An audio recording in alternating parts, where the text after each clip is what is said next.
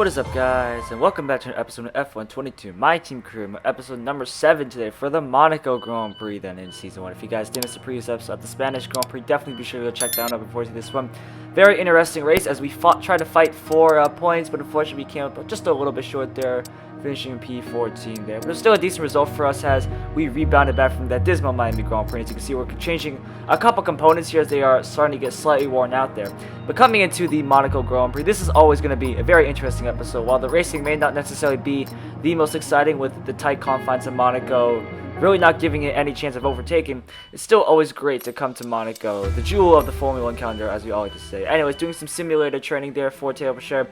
There is not much time between Spain and Monaco, and really you don't have any upgrades for this Grand Prix. You can't really purchase any upgrades yet at the moment. Looking through all the upgrades, there is an available powertrain upgrade. We can't do that. We can't do the durability either. So we're going to go straight then through into Monaco. Again, no upgrades, no activity timeline stuff, and there are no early hot laps, so let's just go to practice. Here in FP1 then it is time to do the quick practice programs here, getting these done as quickly as you can here, trying to fit them all into one practice session if possible, so race strategy will be in one, then tire management, then ERS or whatever it is. But this one is taking up quite a bit of time here. Hopefully we'll have any failures here. We have one more here for the turbo durability, so can we complete this? Yes, we can, with just 4 minutes to spare here. Looking around to see what we can do. There is one available for the fuel management. Can we do this with a 25% success rating? No, we cannot. I'm not too surprised, so let's head to FP2. Here we are for FP2 then, trying to complete this good fuel saving and the fuel management program here. Doing that successfully at the moment. Can we complete all of these in one quick swoop here? Trying to get this fuel efficiency one. And yes, we do. Now for the internal combustion engine durability discount, we get that one done as well. And the rear downforce, can we get this one? This should be pretty easy. There's only one DRS zone in Monaco, and we do so successfully. Can we do the qualifying practice program quickly? Yes, we can. With a bit more time here, we're going to have to use the 11 minutes here for this internal combustion engine, but luckily that manages to go through, so it wasn't a complete waste of time. Anyways, then we are on to the final practice, FP3. We're just completing all these objectives just before practice ends.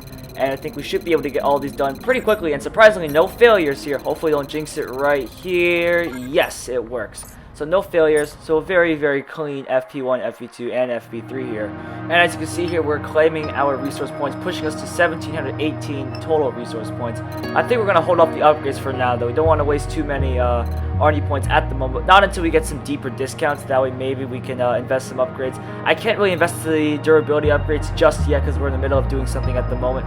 But maybe we can invest in the powertrain or aerodynamics. I'll have to take a look at those. But anyways, let's get on to qualifying, the most important qualifying session of the season.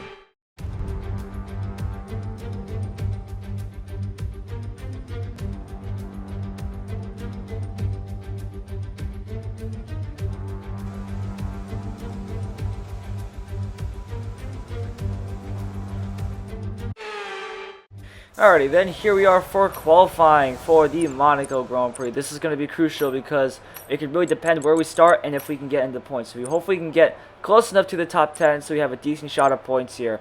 But anyways, making the final adjustments, and now let's get out then to the track. And as we now go on for our first flying lap here around the Circuit de Monaco, there was a brief moment of yellow flags here if we caught that first glitch there. And I eventually checked the race director, and apparently it was because Mick Schumacher is out of the session. Maybe he crashed into barriers, maybe he has some sort of engine failure then. But anyways, that is one less competitor we need to worry about to try and get ourselves into Q2. Going very deep there into Mirabeau and towards the hairpin here, the tightest corner then on the calendar, just waiting to try and pick up the power as quickly as he can here. Now coming through this double right-handed here, missing the apex on that first little bit, but getting the second one pretty nicely there. And don't touch the curb too much there when you're on the power, else you're going to spin out there. Anyways, into the tunnel section we go, then flat out here. And then coming into the Nouvelle chicane here, down the gears, down to second gear, clip that apex there. Probably could have taken the apex a little more aggressively there, but we don't want to get ourselves some floor damage here, which could be crucial around Monaco because Monaco, it requires all the downforce your car needs to really test your car's mechanical grip and your aerodynamic downforce as well. So we're going to have to try and just muscle our way through here, going very deep then into Rascas there. Getting a bit of wheel spin out of that corner as well. Getting a bit of wheel spin here as we're going to charge our way towards the line here.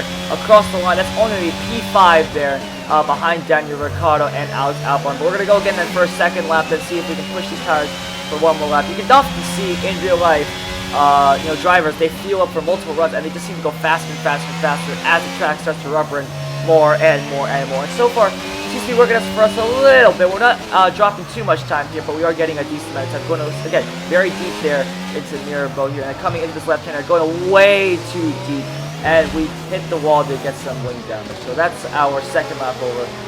Let's just go back to the garage, get some fresh tires, and let's deal with this. Yep, and you can see there for confirmation that we have some front wing damage, pretty minor front wing damage. As we advance time, though, you can see tail push share is up there in P10, I think that is. We're all the way down there in P17, but again, there's a lot of time to find from that lap. We're lagging a lot in the second and third sectors. The first sector actually pretty dang good at. So hopefully on the second run here, we can gain some good time with the fresh set of tires and a more rubber-than track then. And let's cut it straight to the first lap, then into the first corner, taking a very interesting line there, I must say. Totally not cutting the corner there, but we did get away with it, then gaining about 2/10 there, just in that corner alone there. This is going to be a crucial lap to try to get us out of Q1. We have to fuel this car for 2 successive runs if needed as well. Hopefully just need 1 run here, because I don't want to push the tires too much, as we saw on the second run. And here we go into Mirabeau, actually taking a much better line there. It's still going a little deep for my liking, but still decently fine. Anyways, coming through the hairpin then, and then coming towards this right-hander, taking a much better line here, riding that corner. Probably taking a little too much though from the liking, as we lost a bit of time there. Getting on the power, and then power lane down the tunnel here and towards the Duvel chicane then for another time. I think we're stuck behind one of the McLarens. I think it's no, sorry, never mind. It's a Red Bull. My fault. I was so caught up that I thought it was a McLaren. I saw the hint of blue there on the rear wing. I thought it was a McLaren. Anyways, coming to this cross. Left, right-hander towards the swing full set here. Down to 4th gear, clip those 2 apexes. Getting close to the wall there, although not very close though, in my opinion. As he probably could have got a little closer. Taking a much better line through Rascats there, lighting up the rear tires. Getting a decent run out of here. Open DRS once we apply the power. And this is going to cross our line. And we're going to go P14 just at the moment, only a 1/10 and a half behind our team. We're going to go again for a second run there. Again, I fueled up for 2 successive runs. I think we're having to do a second run here as we have to try and lift ourselves out of Q1 here and put ourselves in a better position for Q2. Coming to the right-hander here. We're going to get on the power. That's right. We're getting a massive snap of us here. That's going to see us into the wall. Oh, no. Ow. Oh, God. Oh, no. Oh, no. I may have just caused a crash out of that right-hander. Anyways, let's have a look on board here. Coming through the right-hander here, we're picking up the power here. I think that bump just, that bump just unsettled us there. And then Vettel just comes plowing it out of nowhere. I think we might have caught up with the Mercedes as well, as you can see right there. We're going to rewind here just a little bit here. Let's see if we can catch Vettel's perspective. There he is right here. We're going to pause it right here. Now come back on board. You can see we lose the back out there. Then it's just a puff of smoke. And, well, I mean, there's nothing really much he could do about that. But anyways, that means that we cannot continue qualifying. Our car is terminally damaged. That means we must retire from the session. Our first retirement, actually, of this entire season here. And yes, there is us walking away in disappointment in the garage. One of the engineers trying to console us. Anyways, that is the end of Q1 then. And as we skip on, we get a very interesting view, I must say, from Lewis Hamilton's garage. And Leclerc, as I said, Porsche is up in there in 12th. But when we look at the bottom 5, there's no bottom 5. 15, or actually, sorry, 1, 2, 3, 4, 5, 8 of us have been eliminated from Q1. Obviously, some of them were from the crash we had. Some of them were from those retirements, those odd retirements. We had those in the earlier part of the qualifying. So that is really painful for us. We could have had a good chance up there being in the next qualifying session. But that's enough then. It's time to head to the race. We got a lot of work to do, and we can only hope for the best. A proper road race, and in the true meaning of the word. That's how Mr. Monaco, the late great Graham Hill, once described this iconic event. The cars we drive have come a long way in the intervening half-century, but still we race on those same public roads beside the Mediterranean. There's no victory more coveted than that of the Monaco Grand Prix. The astonishing Circuit de Monaco is, for all intents and purposes, virtually unchanged since its inaugural race back in 1929. The faster cars of today ensure the 19 corners past the casino and along the seafront remain as thrilling as ever. A 2.1 mile lap here takes us around an entire country, yet never more than inches from the race-ending barriers. It's time to take a look at our starting grid for today's race. Charles Leclerc lines up on pole position, and a very happy Carlos Sainz will start second. Considering the rest of the grid, we have Verstappen, Hamilton, Sergio Perez, and Bottas. Ricciardo, Ocon, Magnussen, and Pierre Gasly. Tsunoda, Albon, Nicholas Latifi, and Russell. Vettel, Gallagher, Lando Norris, and Fernando Alonso.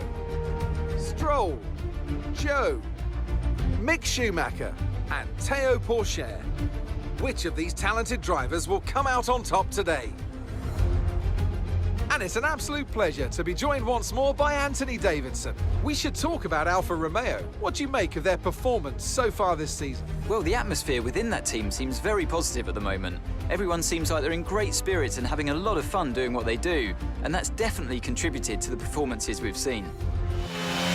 So that is disappointing then. Pourchaire has an engine penalty. He was well up there in the qualifying order, but now he has dropped all the way to P22. So all his hard work has unfortunately been ruined. But anyways, in terms of strategy here, it is only a one-stopper around Monaco, and it'll be crucial to get this pit stop right because we cannot lose track position. Anyways, we are immediately moving over then to the grid slump formation. We're going to try to park the car as best we can. We're up here in P16 here, and no rain forecasted for the Monaco Grand Prix. We're going to try and tilt the car towards the right a little bit, or when I mean a little bit, I mean a lot here, just to try and line up as best we can. It's only a green one though, so let's hope we can get a good launch, as Mark just said there. But I'll be interested to see how we get off this line here. Hopefully our tires are warmed up enough, and the way we're angled, we can get a decent runoff here. But anyways, here we go then to 5 red lights for the Monaco Grand Prix here in Season 1. And it's lights out, and we are green, green, green here in the Principality. It's not been the greatest start we wanted. The horse gets by us, then we're going to force our way up the inside into Sandoval. We're going to do heroics with the Sandoval.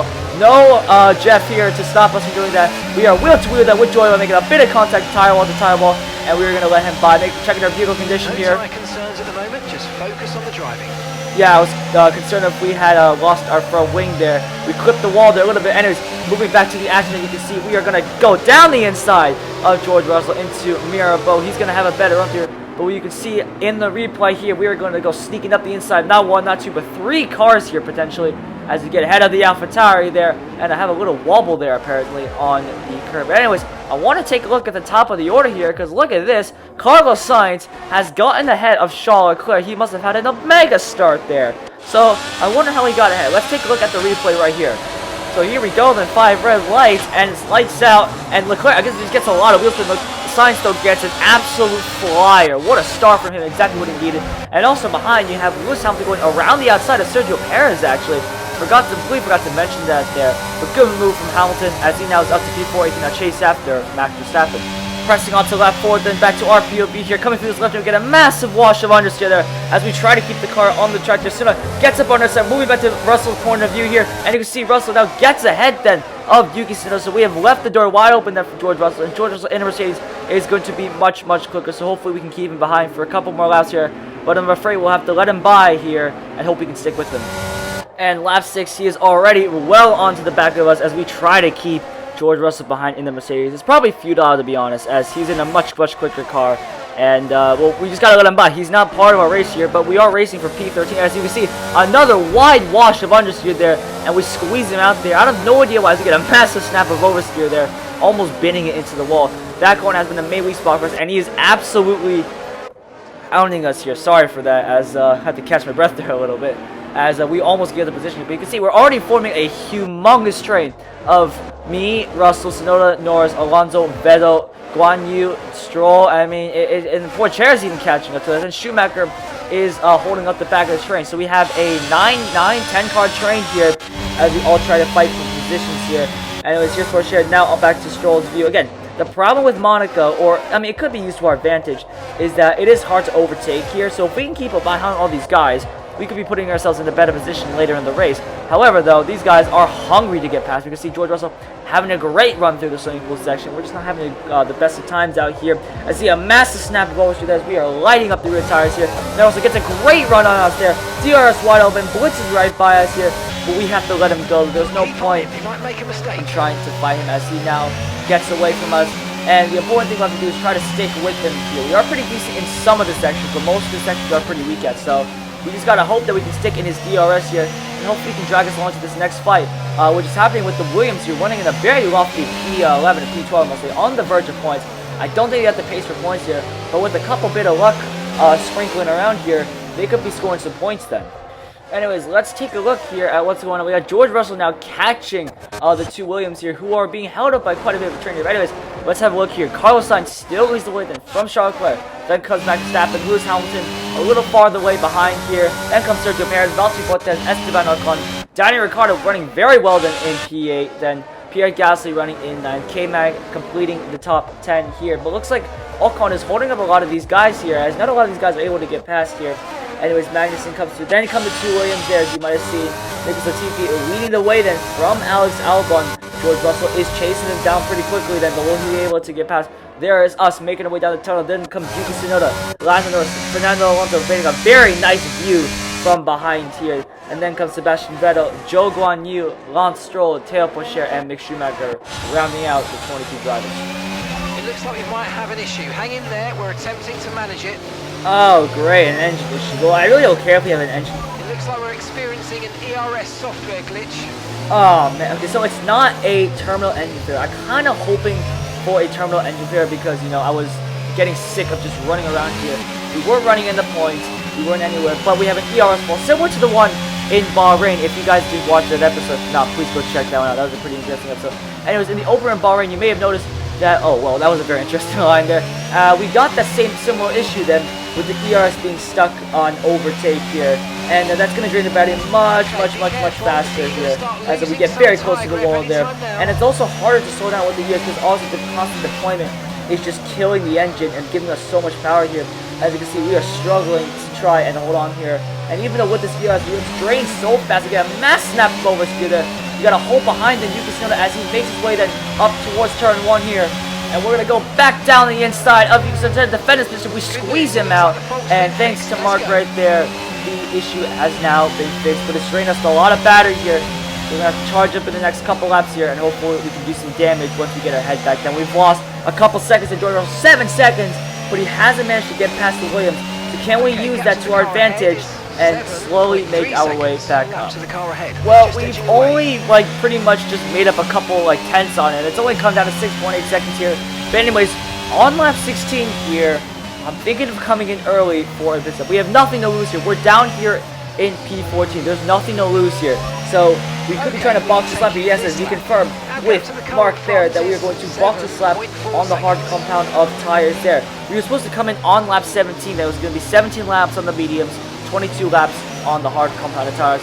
But these tires are already feeling very second-hand here. And while the hard tire may be hard to warm up here, I think our car will be a little stronger there on the hard compounded tires. So maybe we can jump some people, who knows. It will be very unlikely though because the hard tire, again, it's a hard tire to warm up here. So, excuse the pun there. But hopefully we can make up some ground on our rivals there. And we're going to gain a bit of time there to get a very questionable line there, I must say. With no corner cut penalty or warning, and no damage, which is good.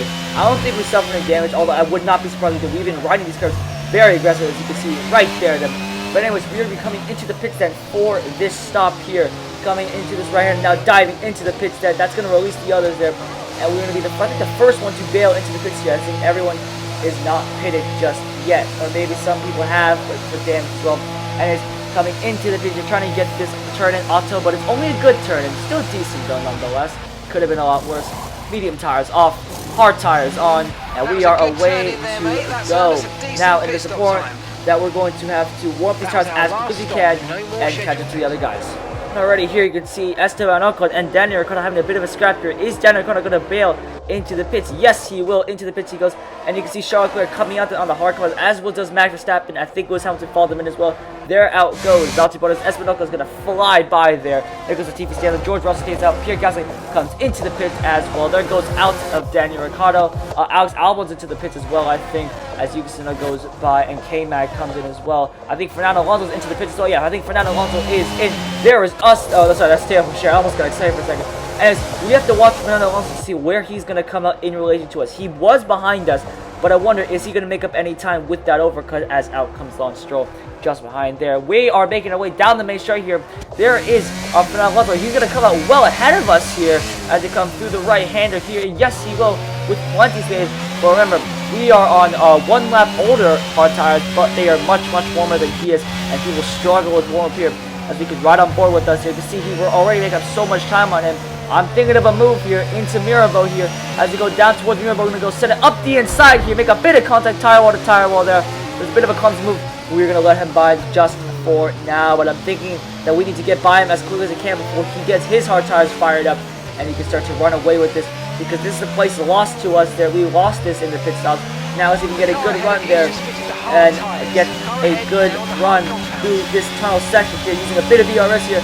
Are we going to send it up the inside? No, we're not. We're going to play the patient game, and we're going to wait behind Fernando Alonso to see. Oh, well, that's great. I was about to say we had no damage there, but we just got floor damage. Anyway, Perez comes out of the pit lane. Will Esteban Ocon come in? Yes, he will. Let's see if this 1 lap overcut over Daniel Ricciardo will keep him ahead. Nicholas Latifi comes in. George Russell comes in as well. What about Yuki Tsunoda, Lando Norris as well? Those two are behind us, by the way, so it would be crucial to see where they come out as well in relation to us. Vettel is into the pit lane, as well as is Zhou Guanyu, our teammate. Mick Schumacher. Daniel Ricciardo stays out because obviously he was pitted a lap earlier. What about the others here? I think all of these guys have pitted already, so there's us there. Let's look behind here to see, and look at that, Lando Norris has jumped Yuki Tsunoda in the pit lane, so good stuff then from the McLaren crew to get Lando Norris ahead of Yuki Tsunoda. But where are we in terms of them? I think they're going to be way ahead of us now, as we are too busy sculpting there. There is Sebastian Vettel. We only make it just by him here. So those two guys have made up a good position. But now you can see Yuki Tsunoda and Fernando Alonso going side by side up Beauregard and towards Casino Square here. Alonso has the inside line and the warmer tires there, and he now gets his way up into P15 there. But we're going to see if we can find our way past Yuki Tsunoda here. A bit of a snap of overs here, as you may have seen there, as we try to get the power as quickly as we can. But I think we're just a little too far back here. But remember, we got to make our time as quick as we can, because we almost run into the back of him there, as you might have seen there, riding the curve quite aggressively, obviously. But now with the damage floor, we can just pound away at it. I know it's going to cost us a bit of time here, but we have nothing to lose here. We got to get back past Yuki Tsunoda here if we want to have a chance to get back in this fight. And as we move on to lap 25, nothing much has happened here, but you can see that this pack is starting to get bunched up here, as Nicholas Latifi is starting to hold up Alex Albon, who's holding up George Russell, holding up on Norris, Alonso, Tsunoda, us, and a much more cars as well here. And we could be suiting this fight as well. Yes, we are quite a way off behind the likes of Yuki Tsunoda here. But with a good couple of laps here, we could soon find ourselves well in this fight here, and hopefully getting past these guys as quickly as we can before time runs out. Let's see what happens.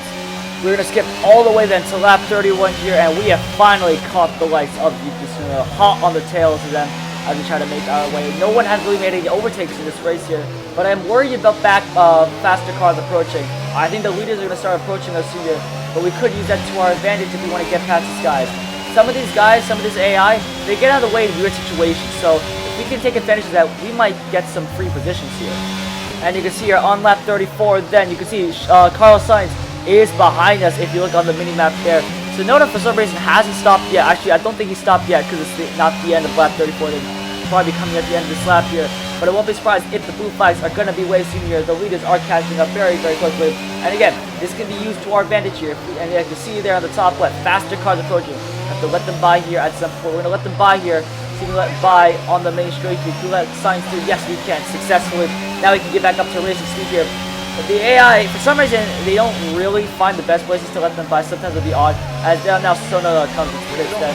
And now Leclerc is trying to catch. We're going to see if we can make our way up Mirabeau and towards Casino Square here. Let's see if we can clear this section really quickly then, before he starts to catch us, and then we will let him by into this right-hander. He goes around the outside, and now we are able to go racing once again then. But let's see if Carlos Sainz then can clear these guys real quick. Let's see if the other guys can hold them up enough to the point where we can catch up to them, because you know, I have a feeling that we could probably make up some positions with the mistakes of the AI. At the same time, Carlos Sainz will want these AI to get out of the way as quickly as he possibly can here, because he does not want to lose to Charles Leclerc in the dying laps then of the Monaco Grand Prix. He's so close to victory, and it would be so cool to steal it away from him right now.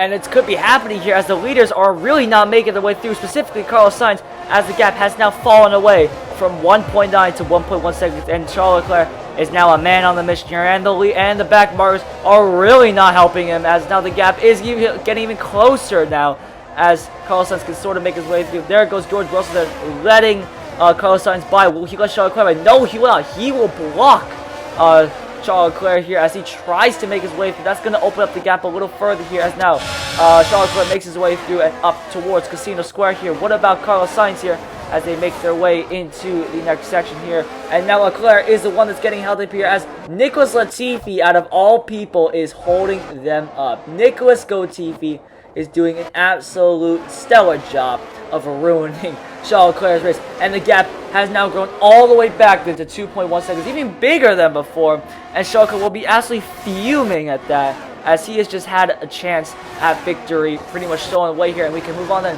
to lap 39 here, and nothing much has happened here as Carlos Sainz has still maintained the gap. He's got a couple more back markers to deal with here, but Charles Leclerc also has a back marker to deal with as well, so he needs to clear that if he wants to. And Carlos Sainz needs to make a mistake here, but I think he will keep it clean through that swimming pool section here, coming into Rascas for one last time here. If Carlos Sainz can hold on to this, he can win the Monaco Grand Prix here, and I think he will as he comes out of the last corner here. Carlos Sainz, DRS wide open, blasting down the main straight, wins the Monaco Grand Prix, his first win of the season here. Meanwhile, for us, we are stuck behind a lowly P16 here. We tried the undercut, we really tried, but it did not work for us, unfortunately, as we make our way then out of the last corner here. A blue flag behind us here, but it won't matter as we cross the line in a lowly P16. It just keeps going from bad to worse here. Let's hope we can turn it around then in Baku then. But it still could be a lot worse, but at the same time, it is just not what we need here. Ferrari today. Tell me, Ant, how do you think they were able to deliver such an incredible result today? Well, they certainly stood out as a driver with tons of confidence on the track. I think their ability to keep their cool, even during some of the more hectic parts of the race, meant they were able to capitalise on the mistakes of other drivers, giving them the opportunity to make their way to the top spot with ease.